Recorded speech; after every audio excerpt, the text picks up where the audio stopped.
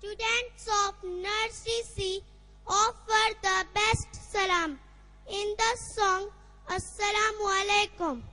Assalamu alaikum wa alaikumussalam. Assalamu alaikum wa alaikumussalam. Assalamu alaikum is the best salam.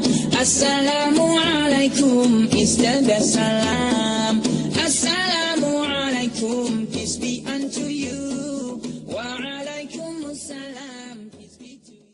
Mom, why should we always say Bismillah? Because when you say Bismillah, Allah is with you and put barakah in all what you do.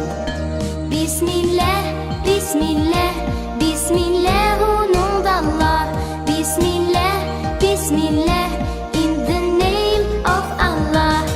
I wake up every morning, say God is the unique. I'm hungry, I wash my hands, but before say Bismillah. I wake up every morning, say God is the unique.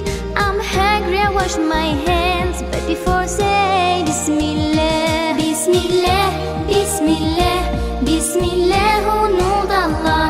Bismillah, Bismillah, in the name of Allah. Bismillah, Bismillah, Bismillah, au nom d'Allah.